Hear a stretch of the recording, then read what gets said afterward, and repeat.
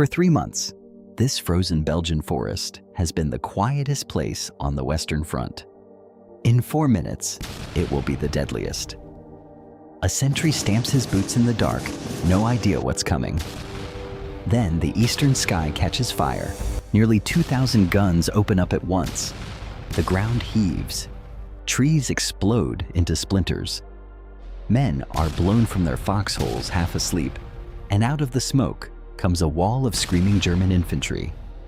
200,000 of them. The biggest surprise attack of the war in the West has begun. But here's what almost no one tells you.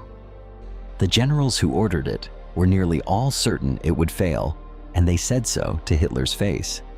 Because they'd run this exact plan before. Same forest, same gamble. 4 years earlier, it won Germany the greatest victory of the war, so this attack wasn't lost in the snow.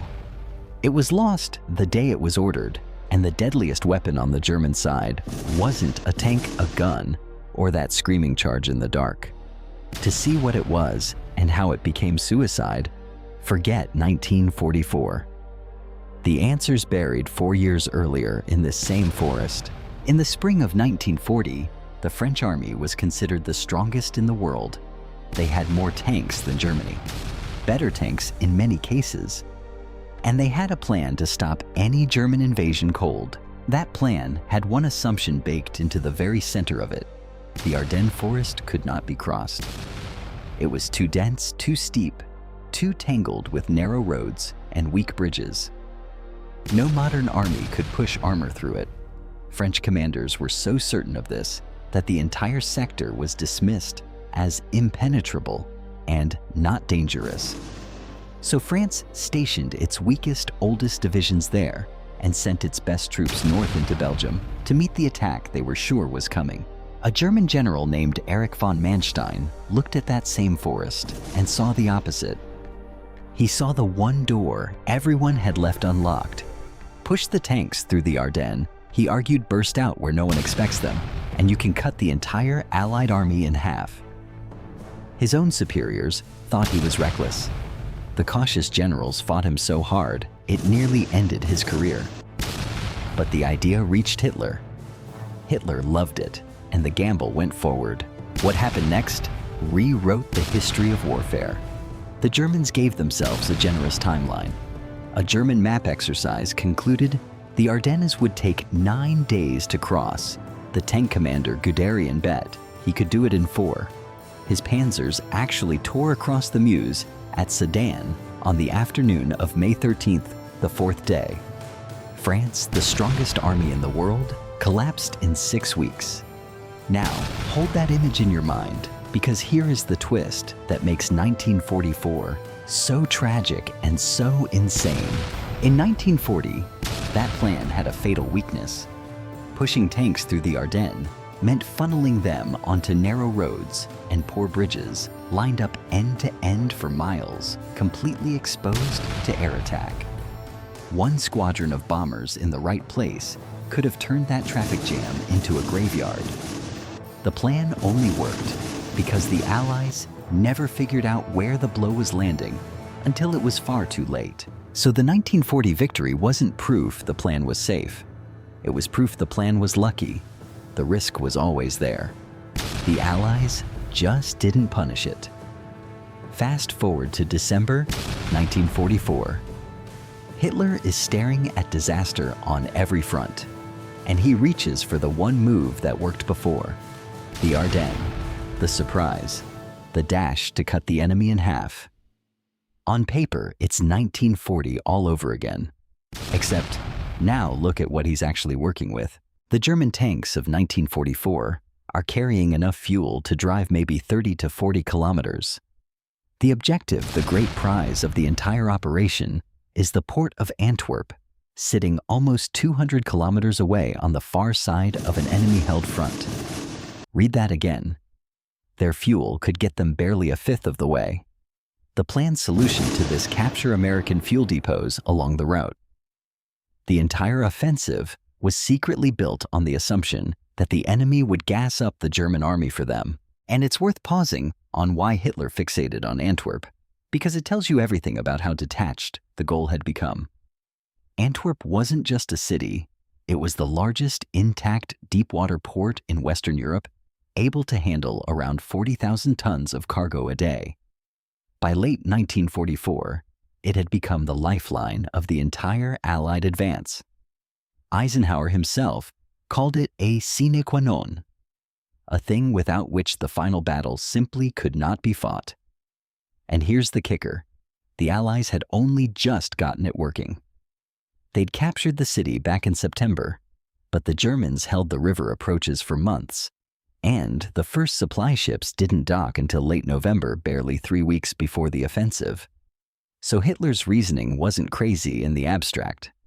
Take Antwerp, choke the Allied supply line, and you cripple their war. The problem was never the target. The problem was that he was ordering thirsty tanks to fight their way 200 kilometers through a strengthening enemy to reach it, and calling that a plan. And the ammunition was just as bad. The Germans went in with roughly 10 days of artillery shells for an operation that by their own needs would burn through that supply on schedule and then run dry in the middle of enemy territory in winter with the most powerful air force in the world overhead. In 1940, the plan fit reality. In 1944, the plan fit only the inside of Adolf Hitler's head, and that head had designed a trap with no exit. Advance and the tanks ran out of fuel. Stop and the offensive ran out of time. Wait for a better moment, and the fog would lift, and the planes would come. Every road led to the same dead end. The only real question was which one closed first. Here's the part that should haunt every commander who ever lived. The surprise worked. It worked perfectly. And it still wasn't enough. For weeks before the attack, the Germans moved entire armies through the dark like ghosts. No fires, no daytime movement. Reconnaissance planes flew low at night, just to drown out the rumble of tank engines. So, when the barrage tore open that frozen dawn on December 16th, the Americans had no chance to react. Many of them green or burned out units, sent to this rest sector, precisely because it was supposed to be quiet.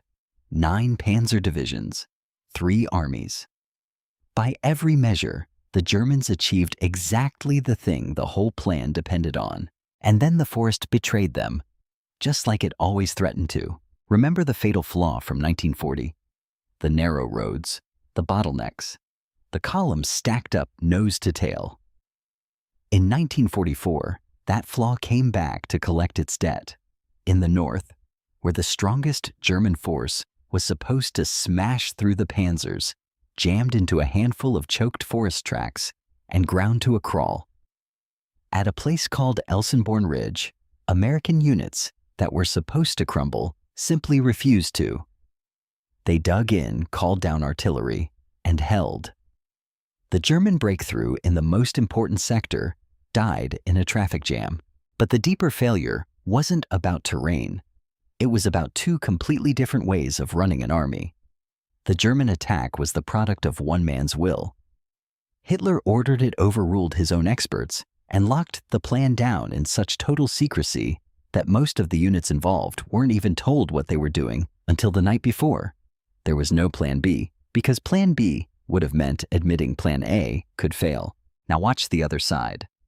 When the blow landed, the American command didn't have a master plan either. They had something better. They had the freedom to improvise. Within hours of realizing how big this was, they grabbed their nearest reserve, the 101st Airborne, and threw it toward the most important crossroads town on the battlefield, Bastogne. Thousands of trucks moved tens of thousands of men and tons of supplies into position in a scramble that no rulebook could have scripted. The Germans surrounded Bastogne and figured the town would fall in a quick coup. Then, sure of themselves, they made a fateful choice. They split their force, leaving some units to choke the town, while the rest pushed west. On December 22nd, confident they had the Americans trapped and starving, the Germans sent in officers under a white flag and demanded surrender. The American commander, General McAuliffe, read the ultimatum. His entire reply was one word: nuts. The Germans, who didn't even understand the slang, had to have it explained to them. It meant go to hell. And it became the rallying cry of the whole battle, a single word that captured the difference between an army told to obey and an army trusting its people to fight. While Bastogne held, something darker was spreading across the snow. The most infamous German unit of the offensive, led by an SS officer named Joachim Peiper, was running behind schedule and turned that frustration on unarmed prisoners. The worst of it came near a town called Malmedy, where Peiper's men gunned down close to 100 captured Americans rather than slow down to guard them. Those massacres weren't a fluke of battle. Peiper's SS unit carried its own record of brutality. Murdering prisoners was something the Waffen-SS had already normalized in the East. This was cruelty built into doctrine, not a momentary loss of temper.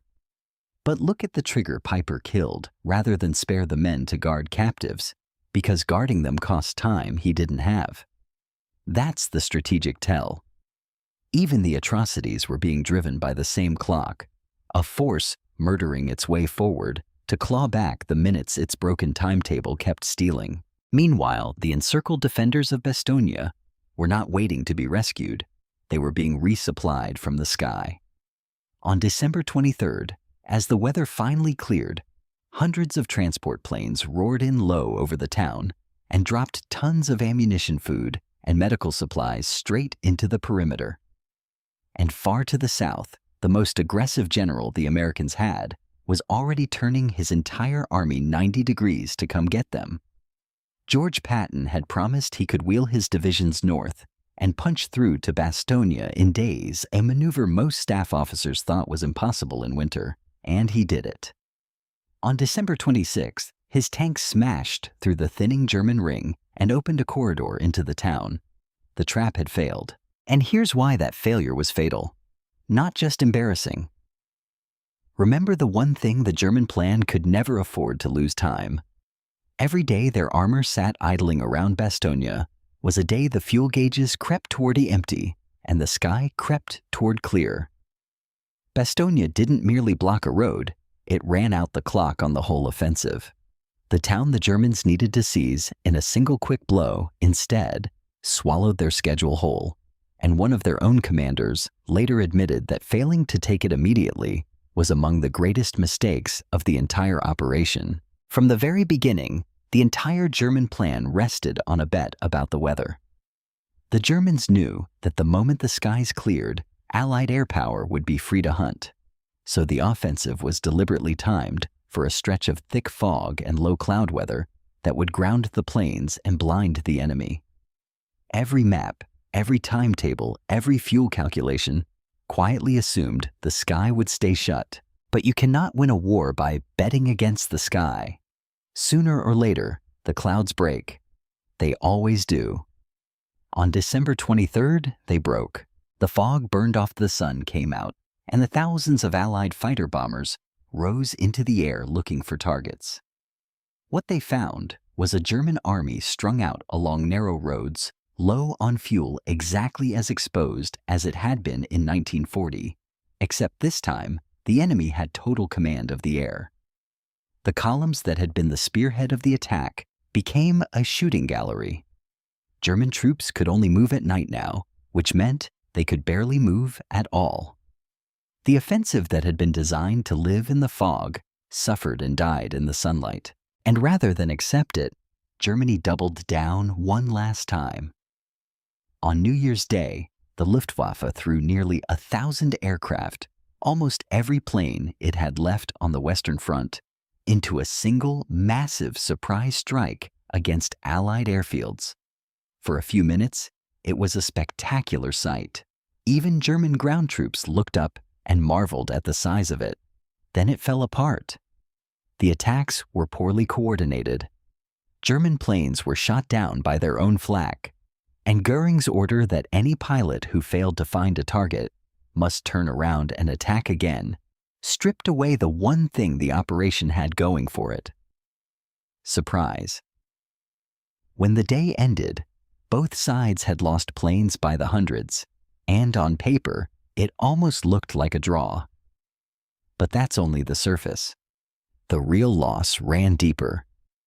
The Allies could replace their aircraft by the thousand and train fresh crews within months. What Germany burned that morning, its last reserve of experienced pilots, the men who actually knew how to fly and fight, could never be replaced at all. It was the entire offensive in miniature, a desperate swing that looked costly to both sides, but was fatal only to the one that threw it. And here is the cruelest irony of the whole campaign.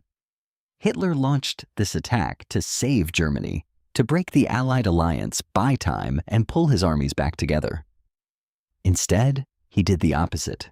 He took the very last reserves Germany had, the final tanks, the final fuel, the final trained men the Reich would ever assemble, and he fed them into a forest where they were shredded from above and starved from within. When the Soviets launched their own massive winter offensive in January on the far side of Germany, the Wehrmacht had nothing left to stop them. The reserves that might have slowed the Red Army's drive toward Berlin had already been burned to ash in the Ardennes. The gamble that was supposed to extend the war only guaranteed it would end faster, and that it would end with Soviet tanks, not Western ones, rolling into the German capital. By late January, it was over. The Battle of the Bulge had cost the Americans tens of thousands of casualties and given them a brutal fight. But it had cost Germany something it could never replace: its future. Every tank lost here was a tank that would not defend the homeland. Every veteran killed here was a soldier who would not be there in the spring. The attack didn't just fail. It accelerated the very collapse it was meant to prevent. So step back from the snow and ask the real question. How does the same plan win the greatest victory of the war in 1940 and become a suicide note in 1944? It isn't tanks, terrain, or weather. It's that a plan is only as good as the reality you test it against.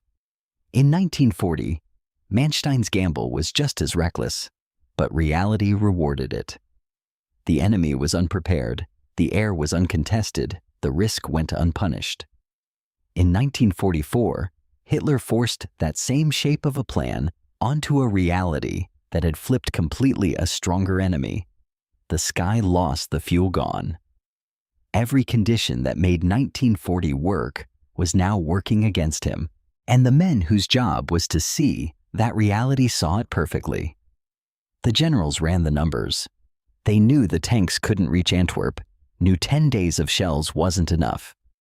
One of them said that if they merely reached the Meuse, not even a quarter of the way, they should fall on their knees and thank God. They told Hitler the truth. He had simply stopped listening.